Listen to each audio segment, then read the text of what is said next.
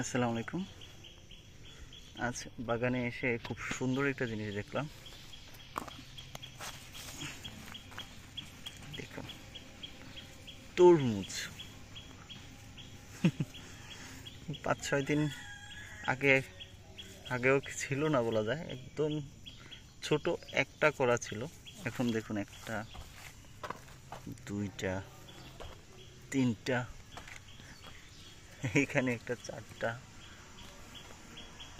একটা গাছ নিজে নিজে উঠছিল, ফেলিনি। ভাবলাম যে দেখি আসলে কি হয়।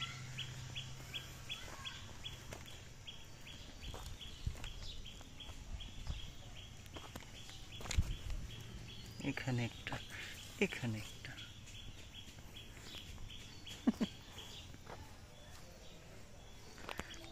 আর এগুলো হচ্ছে কিছুদিন আগের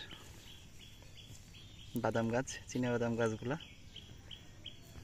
দেখুন, চীনাবাদাম গাছগুলাতে ফুল চলে আসছে। এই মানে এত দ্রুত চীনাবাদাম গাছ বৃদ্ধি পায়,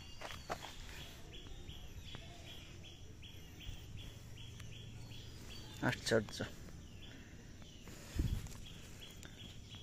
আরেকটা জিনিস সুন্দর আছে, এটা হচ্ছে এটা রোজেলা, আমাদের এদিকে বলে ম্যাকটস।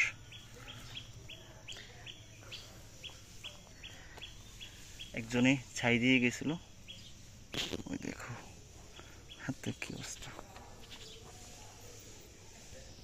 মশা, এই মশাগুলো মারাত্মক।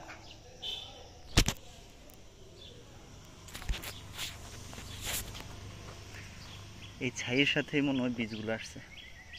একটা গাছ এখানে,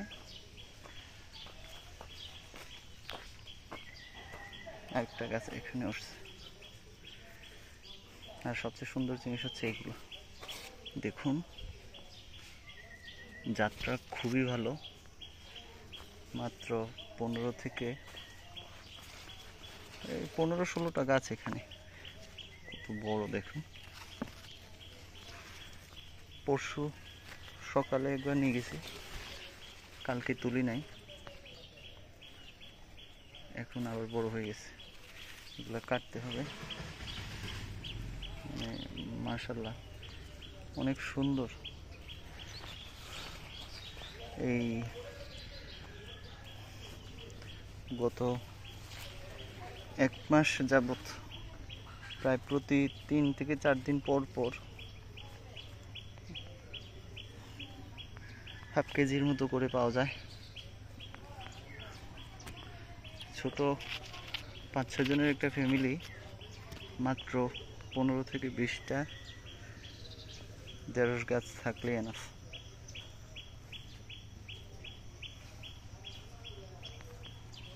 অসাধারণ, খুব সুন্দর।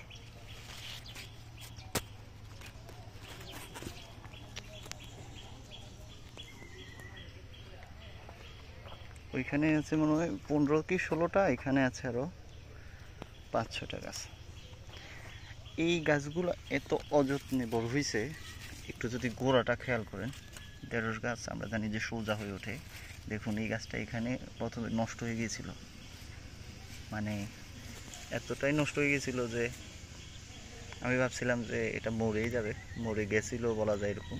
কিন্তু তারপরে প্রায় সপ্তাহখানেক পর দেখলাম যে একটু এখনো জীবিত আছে। প্রায় 20-25 দিন পর এগুলা তখন আবার নতুন করে ডাল বের হয়েছে। এবং দেখুন আজকে, মানে একটা ঢেঁড়স গাছের জায়গায় এখন একটা ঢেঁড়স গাছই 4টা ঢেঁড়স গাছ হয়ে গেছে। এই জন্য আসল কথা হচ্ছে সবসময় যত্ন নেবেন। যত্ন করলে যে কোনো, মানে একটা নর্মাল জিনিসও আপনাকে ভালো ফলাফল এনে দিতে পারে। কত সুন্দর নিজ গাছের। আমি এই ঢেঁড়স গাছগুলোতে সবচেয়ে বড় একটা ভালো বিষয় হচ্ছে, এই ঢেঁড়স গাছগুলোতে একদিনও কোনো কীটনাশক দিই নেই। প্রথমে লাগানোর সময় শুধু জৈব সার দিয়েছিলাম, গোড়া গাছগুলো দেখুন কতটা স্ট্রং। প্রথমে লাগানোর সময় যা দিয়েছি এরপরে আর একটা কিছু দিইনি এই গত 1.5 মাস ধরে।